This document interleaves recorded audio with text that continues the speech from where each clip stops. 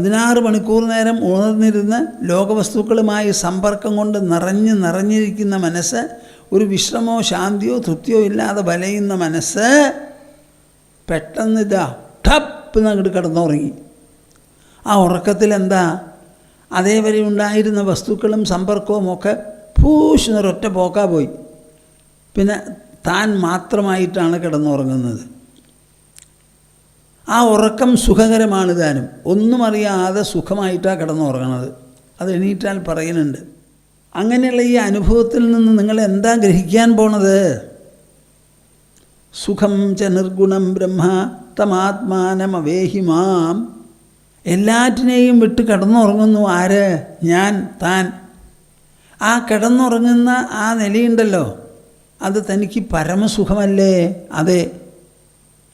അവിടെ തനിക്ക് ശരീരമുണ്ടോ? ഇല്ല. മനസ്സുണ്ടോ? ഇല്ല. ബുദ്ധിയുണ്ടോ? ഇല്ല. അഹങ്കാരമുണ്ടോ? ഇല്ല. ലോകവസ്തുക്കൾ എന്തെങ്കിലും ഉണ്ടോ? ഇല്ല. അപ്പോൾ ഒന്നുമില്ലാതെ എല്ലാറ്റിനെയും വിട്ട് എല്ലാറ്റിൽ നിന്നും അകന്ന് ഞാൻ താൻ മാത്രമായി കിടന്നുറങ്ങുന്ന ആ ഒരു സ്ഥിതി ഉണ്ടല്ലോ, അത് ഒരു നിലയ്ക്ക് സുഖകരം, പിന്നെ ഒരു നിലയ്ക്കോ നിർഗുണം. ഈ കാണുന്ന ലോകം 24 മണിക്കൂറിൽ 16 മണിക്കൂറേ ഉള്ളൂ. അതിൻ്റെ പകുതി സമയം ഇത് ഇല്ല. അങ്ങനെ ഇല്ലാതാവുന്ന ഈ ലോകം എങ്ങനെ വാസ്തവമാവും?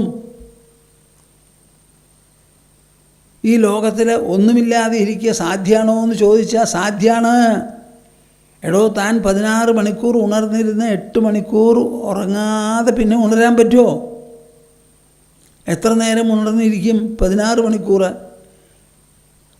അത് കഴിഞ്ഞാൽ ഇതിൻ്റെ പകുതി സമയം കിടന്നുറങ്ങണം. അപ്പോഴാണ് നമ്മുടെ ശരീരത്തിൽ സെൽസൊക്കെ ഉണ്ടാവുക, ഇരുട്ടിലും ശാന്തതയിലും. ആ സെല്ലാണ് നമുക്ക് പ്രവൃത്തിയെടുക്കാനും ഉണർന്നിരിക്കാനുമുള്ള ശക്തി നൽകുന്നത്. അപ്പോൾ നമുക്ക് ഉണർവ് സാധ്യമാക്കുന്നത് ഉറക്കമാണ്. അപ്പോൾ ഈ ഉണർവിൻ്റെ അമ്മ ഗർഭം, ഗർഭാധാനം, യോനി, അതാണ് ഈ ഉറക്കം. അതിനെന്താ നിങ്ങൾ തരം താഴ്ത്തി കാണുന്നത്, ശരിക്ക് വിലമതിക്കാത്തത്? മനുഷ്യനായി ജനിച്ചു, നല്ല ഒരു ബുദ്ധിയുണ്ട്, സാമർഥ്യമുണ്ട്, പഠിപ്പുണ്ട്. ഇതെല്ലാം ഉണ്ടായിട്ടും ഉറക്കത്തിനെയും ഉണർവിനെയും വിലയിരുത്താൻ സാധിക്കാത്ത പമ്പര വിഡ്ഢിയായി മനുഷ്യൻ രൂപാന്തരപ്പെട്ടാൽ അത് സ്വർഗത്തിലും നരകത്തിലും ഇഹത്തിലും പരത്തിലും ഒന്നും അതിന് മാപ്പില്ല. നല്ല പോലെ മനസ്സിലാക്കിക്കോളൂ. ആ ഉറങ്ങിക്കിടക്കുന്ന ആളുടെ ഉള്ളിൽ ഞാൻ ഒന്നും അറിയുന്നില്ല, ഞാനൊന്നും അറിഞ്ഞില്ല എന്ന് പറഞ്ഞ് കിടക്കുന്ന ആ ഞാൻ, അത് നിർഗുണമാണ്. അവിടെ സത്വഗുണമോ രജോ ഗുണമോ തമോ ഗുണമോ ഒന്നും തന്നെ അതിനെ ബാധിക്കുന്നില്ല.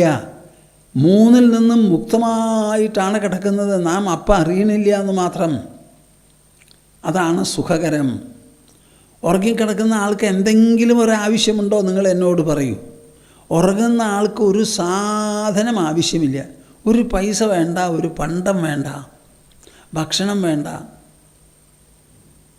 ഒരു സുഖക്കേടുമില്ല ഉറങ്ങുന്നവന്. അതെന്താ കാരണം? സത്വം രജസ് എന്ന് പറയുന്ന 3 ഗുണങ്ങളുടെ സൃഷ്ടിവിശേഷമാണല്ലോ എല്ലാം. സൂക്കേടൊക്കെ അതാണ്. അത് മൂന്നുമില്ലാതെ നിർഗുണമായി കിടക്കുന്നതാണ് അത്. ഉറക്കത്തിൽ പരമശാന്തമായി കിടക്കുന്ന നമ്മുടെ ഞാനുണ്ടല്ലോ, അന്തരാത്മാവ് താൻ, അതിന് നിങ്ങളെല്ലാവരും നിർഗുണമായി മനസ്സിലാക്കൂ. ഒരു സ്ഥലത്തേക്ക് വേറെ പോകരുത്. ചോദിക്കരുത് എന്താ നിർഗുണം എന്ന്. നിങ്ങൾ തന്നെയാണ് നിർഗുണം. എപ്പം നിർഗുണം? ഉറങ്ങുമ്പോൾ. എത്ര നേരം? 8 മണിക്കൂർ.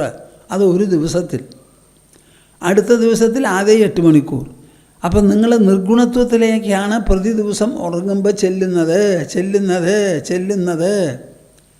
ആ നിർഗുണവും സുഖകരവുമായിരിക്കുന്ന ആത്മാവുണ്ടല്ലോ, ആ ആത്മാവിനെ അങ്ങേയറ്റത്തെ പരമബ്രഹ്മമായി മനസ്സിലാക്കൂ.